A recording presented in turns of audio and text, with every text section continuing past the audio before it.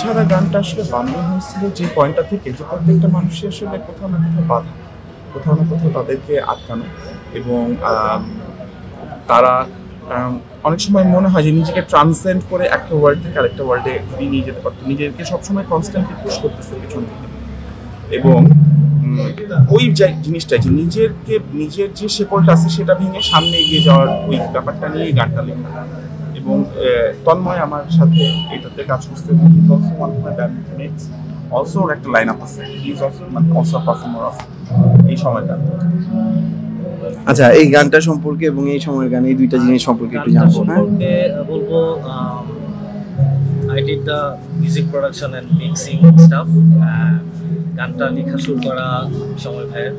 সময় ভাই যখন ফার্স্ট টাইম গানটা নিয়ে আমার কাছে আসলো, তখন আমি গানটাকে আসলে ওইভাবে দেখিনি যে আচ্ছা মানে করে দিব, জাস্ট আমরা গানটা নিয়ে আমরা অনেক বসছি, আমরা জ্যাম করছি, ডিজাইন দেখ আমরা একটা প্রসেসের ভেতর দিয়ে গেছে লাস্ট 6 মাস, রাইট?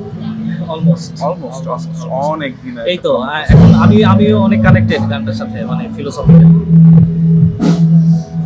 অলরেডি আমাদের নেক্সট অ্যালবাম নিয়ে কাজ করতেছি। এই সময় গান থেকে খুব শীঘ্রই এপ্রিল, মে, জুন এর মধ্যে আমাদের আরো এপিসোড আপনারা দেখতে পাবেন। আমরা এখন স্টেডিয়াম আমাদের দিকে দেখলে আপনারা বুঝতে পারবেন যে আমরা নতুন আসলে কি করার চেষ্টা করতেছি, যেটা বাকিদের চেয়ে আমরা আলাদা এরকম ঠিক না, বাট আমরা এই সময়ের গান, আমরা হচ্ছে এই সময়টাকে সব সময় রিপ্রেজেন্ট করার চেষ্টা করব। এই সময়ের গানের মধ্যে যে ব্যাপারটা আছে সেটাই চেষ্টা করব। নিজের গান নিজে গাওয়ার, নিজের গান নিজে লেখার এখন পারফেক্ট টাইম।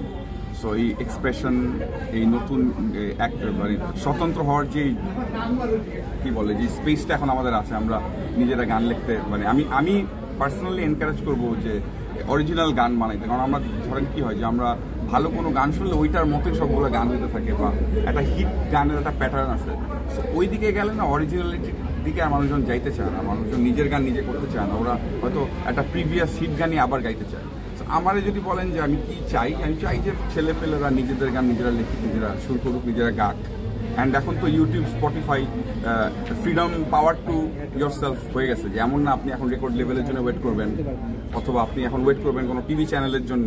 এটা তো এখন ইউটিউব আছে, স্পটিফাই আছে, তুমি তোমার গানটা বাজাবা, গানটা করবে, এবং দেয়ার আর পিপল যারা গানগুলো শুনতে চায়, শুনবে। করতে পারি যেন তারা তাদের ট্যালেন্টটাকে ফোকাস করতে পারে, এটাই হচ্ছে এই সময়ের গান। এবং এই সময়ের গান থেকে আমাদের ছাড়া গানটা আসছে অবশ্যই শুনবে।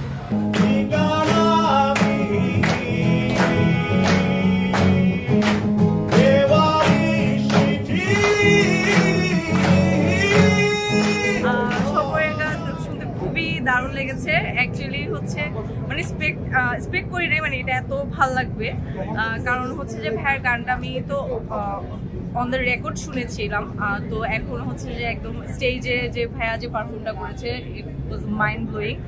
আর যেটা হচ্ছে মনের ক্যানভাস যেটা গেছে, সুদিং একটা গান আর কি, মানে আমার খুবই ফেভারিট একটা গান। তো হচ্ছে খুব শুভকামনা, অনেক অনেক শুভকামনা সময় ভাইয়ের জন্য।